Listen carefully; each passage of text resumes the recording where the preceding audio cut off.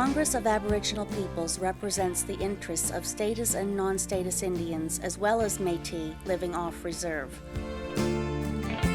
The Congress undertook a national dialogue to resolve the failure of the Indian Act to deal with disputes over matrimonial real property on reserve. This is a pressing human rights issue. The blunt reality is that Aboriginal women living on reserve don't have the same rights as other women in Canada. Everything that we honor and everything that we acknowledge in life is female. Because in that life of the female is the life giver.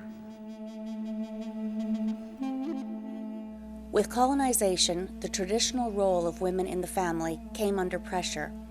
Missionaries changed the Aboriginal family structure, and in the new system, the male head of the family had ownership of everything.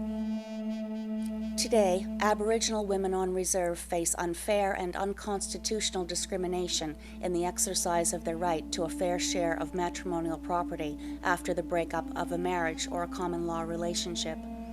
This often means leaving their reserve and trying to start over in a non-Aboriginal environment.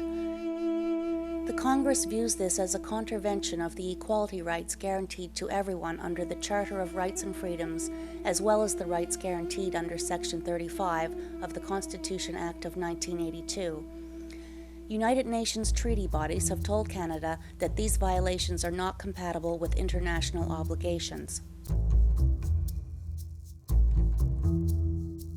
Ojibwe elder Shirley Williams said that it is high time Aboriginal women on reserve have rights to their matrimonial home.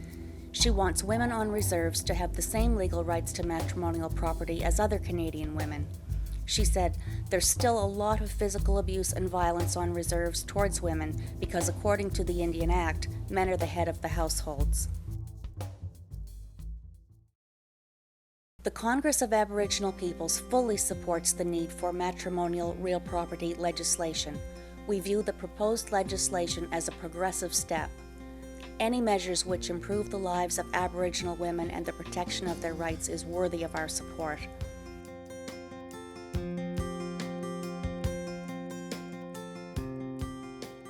How important is the issue of domestic violence and women losing their homes on reserve because the law does not protect their matrimonial real property and rights? Well, I think that's a really important issue as an organization. We see a lot of people coming to us looking for supports. We've actually established a women's shelter for that very reason. So if you come to Charlottetown, you'll notice that it's the only women's shelter in the province, and it is located in Charlottetown. And one of the reasons our shelter exists is because of the number of people that we see who find themselves in homeless situations because of domestic violence, because of issues of alcoholism, problems dealing with the justice system, or various situations that people encounter. So, that issue is very, very important to us. Well, I think it's extremely important. Unfortunately, we do experience a lot of those situations, and more often these women, and I just like to note too that it affects men, not just women, but we end up with these individuals approaching our provincial, regional, provincial territorial organizations seeking services, which the organizations nor our national organizations are funded for. For youth, this is a very big issue because oftentimes you see young mothers that might be in this circumstances. So while it is also women who have been with their husbands for a number of years, you're also seeing young women as well, and often young women also have young children with them too. So this is a big issue for youth and specifically young Aboriginal women. It's very important. Across generations, women have been oppressed for many years.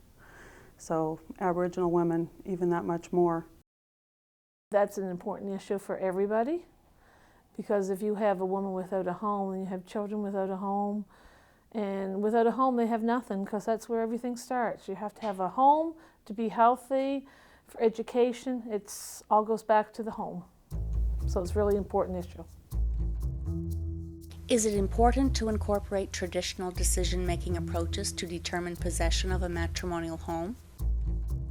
Definitely, I think it's important that forms of traditional decision-making take place in every arena of decision-making. I know it's part of the process that we undertake it within our organization, and I think it should be adopted by any Aboriginal community and I know that there's some non-Aboriginal communities that take that approach as well, so it definitely works.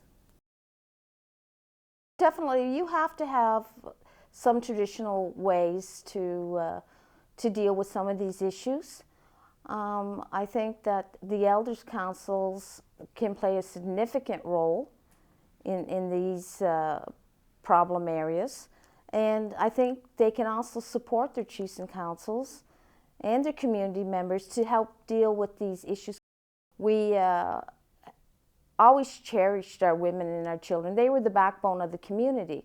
Unfortunately, because of the number of centuries of contact, some of those thought process or ways that we did things have been lost. And I think with Bill 8, C8, it's going to help us reestablish some dialogue and start to address some of these issues that are foreign to us.